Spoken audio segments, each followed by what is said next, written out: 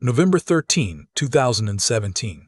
A comment on Reddit reads, "The intent is to provide players with a sense of pride and accomplishment for unlocking different heroes.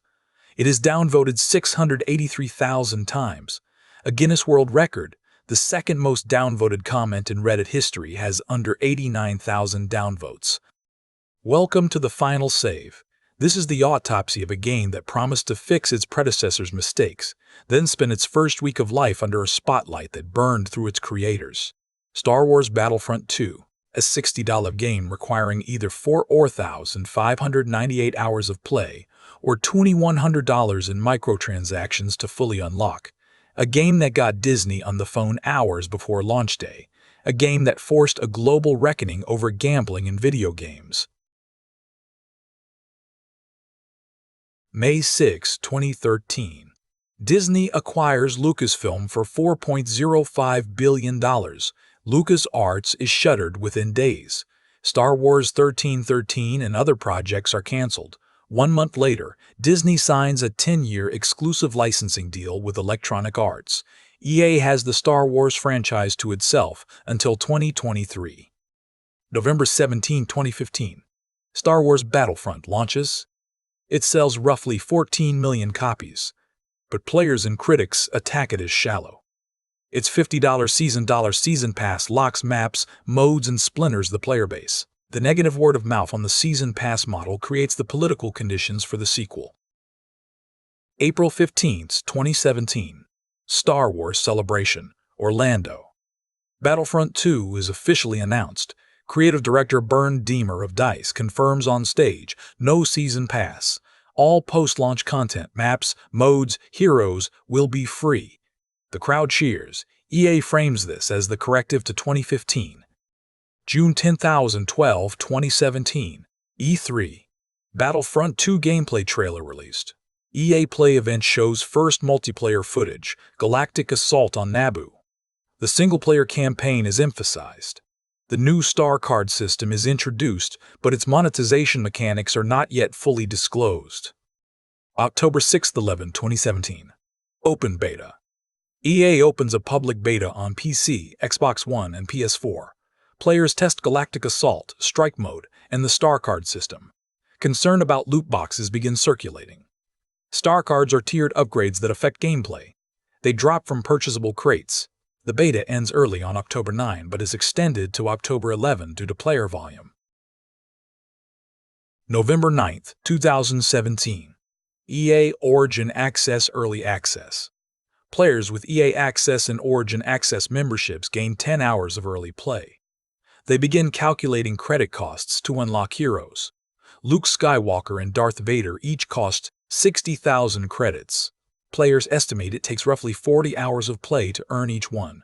The math goes online immediately. November 12, 2017. Reddit user MBM posts to our Star Wars Battlefront. Seriously? I paid $80 for this? The post explains that despite purchasing the Elite Edition, Darth Vader is still paywalled at 60,000 credits. It is upvoted to the front page. November 13, 2017. The comment. At approximately 1 a.m. EST, the official EA community team posts a response. The intent is to provide players with a sense of pride and accomplishment for unlocking different heroes. The comment is downvoted 683,000 times, a Guinness World Record certified in the 2020 edition. The second most downvoted comment in Reddit history has under 89,000 downvotes. No corporate PR response in gaming history has received a comparable reception. Also, November 13, 2017. EA blinks partially. Hours after the Reddit disaster, EA announces a 75% reduction in hero credit costs. Luke Skywalker and Darth Vader drop from 60,000 to 15,000 credits. Emperor Palpatine, Chewbacca, and Leia from 40,000 to 10,000 credits. Emperor Palpatine, Chewbacca, and Leia from 40,000 to 10,000. Id Versio from 20,000 to 5,000. EA simultaneously reduces the credit reward from completing the single-player campaign. Players interpret this as evidence the two changes were coordinated. November 13 to 14, 2017. The full accounting. A widely circulated calculation confirms to unlock all content in Star Wars Battlefront II through play alone would require approximately 40,528 hours. Purchasing everything with real money would cost approximately $2,100 on top of the $60 base game price. Mainstream press picks up the story. The BBC, The Guardian, CNBC, and Variety run pieces. It stops being a gaming story.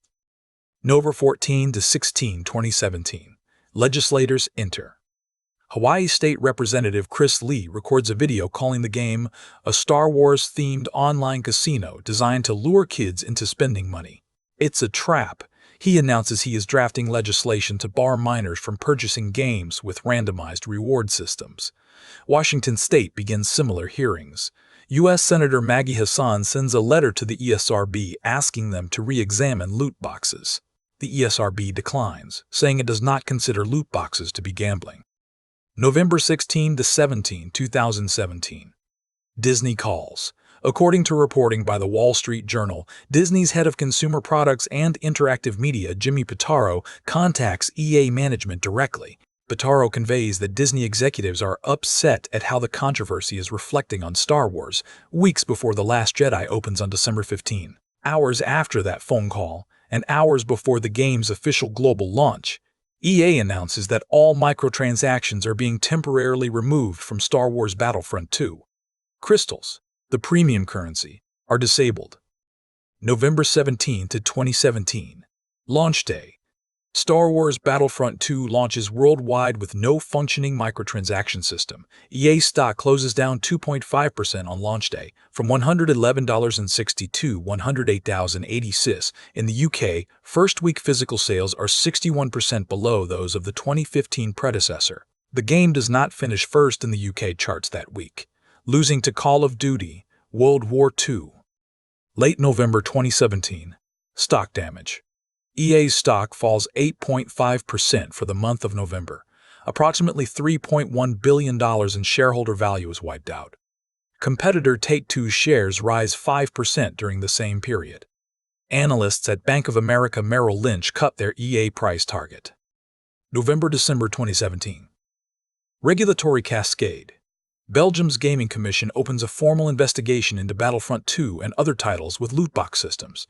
The Netherlands Gaming Authority announces a parallel investigation, focusing on whether tradable in-game items constitute gambling under Dutch law. The UK Gambling Commission says it is monitoring the situation. Governments in Australia and New Zealand launched their own reviews. Q3 FY 2018, October-December 2017. EA's quarterly earnings disclosure. The company shipped less than 1 million copies, below its own internal expectations for the quarter. EA had projected 8 million unit sales for the period. Actual sales came in around 7 million. First-month physical sales tracked at approximately 882,000 units against analyst estimates of 1.72 million. EA's live services revenues for the quarter significantly exceeded expectations, the contradiction EA cannot fully explain without disclosing what players were spending on. March 16, 2018. EA publicly vows that paid loot boxes will never return to Battlefront II. March 21, 2018. The 2.0 patch. EA releases a complete overhaul of the progression system. Star cards, weapons, and gameplay-affecting items are permanently removed from loot crates. Loot crates become cosmetic only. The pay-to-win architecture that launched with the game is dismantled 8 months after it was built. April 18, 2018. Crystals return, neutered. Crystal microtransactions re-enable alongside the indoor update. Players can now purchase cosmetic skins directly with real money. There are no loot boxes for gameplay items. The system is fundamentally redesigned. April 26, 2018. Belgium rules. The Belgian Gaming Commission issues its formal finding. Certain loot box mechanisms, specifically those in Star Wars Battlefront II, FIFA 18, Overwatch, and Counter-Strike: Global Offensive, violate Belgian gambling law. Publishers are ordered to remove the systems or face fines of up to €800,000 and up to 5 years in prison. April 19, 2018. Netherlands rules. The Netherlands Gaming Authority publishes its finding. Loot boxes containing tradable items constitute illegal gambling under Dutch law. Publishers are given until June 20, 2018 to comply or face enforcement action. Note, in March 2022, the Dutch Council of State later overturns this decision, finding the evidence insufficient. August 14, 2018. Patrick Sutherland, EA's chief design officer, the executive most publicly associated with the Battlefront II debacle, announces his departure after 12 years at the company. He later founds Embark Studios. October 2018. Clone Wars Update. The game's first major free content expansion adds heroes, villains, maps, and modes from the Clone Wars era. Public sentiment begins shifting. The game's forum community marks this as the start of the real recovery. January 2021. Lucasfilm revives the Lucasfilm Games brand and announces that EA's exclusivity is ending. Ubisoft's massive entertainment, The Division, is announced as the first non-EA developer of a major Star Wars console game in 8 years. EA's 10-year deal, signed in 2013, is not renewed in its exclusive form. April 29, 2020. Final major update. Battle on Scarif, the last major content edition, releases after a delay caused by COVID-19 work disruptions at DICE. May 2020. Final patch development ends. DICE releases the last patch for Star Wars Battlefront II. Active development is over. The multiplayer servers remain online. June 2020. Battlefront II is added to PlayStation Plus at no extra charge. A significant player count spike follows. 2023. EA's exclusive Star Wars licensing agreement expires. Multiple studios outside EA are now announced as developing Star Wars titles. The pay-to-win system, dead March 21, 2018. The 2.0 patch permanently removed gameplay-affecting items from loot crates. EA formally confirmed paid loot boxes would never return. The specific monetization model that generated the controversy was dismantled 8 months post-launch. Active development ended May 2020. Final patch released. DICE ceased all new content work. The game shipped 36 months of post-launch updates, free as promised from the start, before going dark. EA's exclusive Star Wars deal ended 2023. The 10-year exclusivity expired. Multiple non-EA developers are now making Star Wars games. EA retains the right to make Star Wars titles non-exclusively. The era of one publisher controlling the franchise is over.